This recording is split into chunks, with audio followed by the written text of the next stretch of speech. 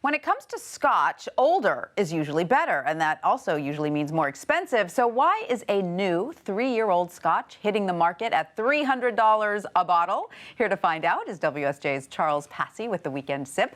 Hi, Charles. Great to see you. This is a pretty funny one today.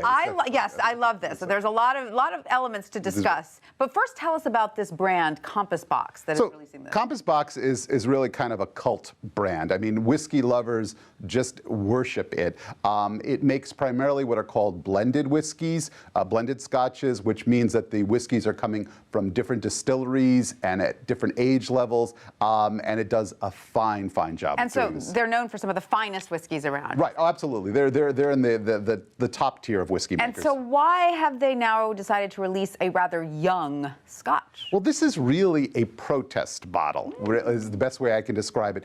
The laws in labeling, the European Union laws in labeling, basically say if you have a mix of whiskeys in a blend, you have to identify the whiskey by the youngest whiskey. So if you have a 3-year-old whiskey, which is I think the youngest you can have a Scotch, you have to say this is a 3-year-old whiskey. So even though some of their whiskeys might include some younger, they might include some older. In this case, what they basically decided to do was release a whiskey that is largely older whiskeys. There's mostly 20 and 25-year-old whiskeys, which are very old whiskeys in this. There is 0.4% of a 3-year-old, but by law, they have to call it a 3-year-old.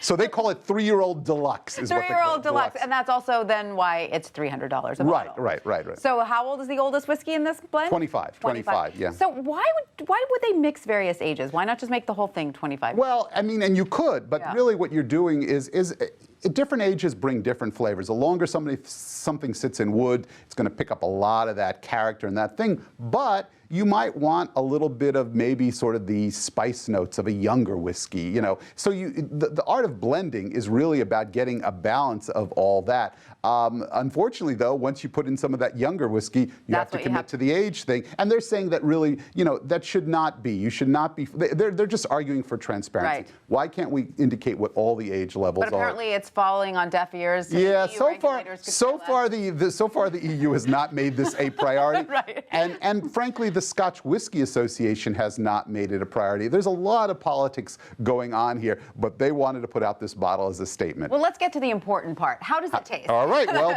cheers. Cheers. Ooh, that's nice. It's a very sumptuous whiskey. I mean, very nice. You get some nice flavor notes of butter, vanilla, a little fruit.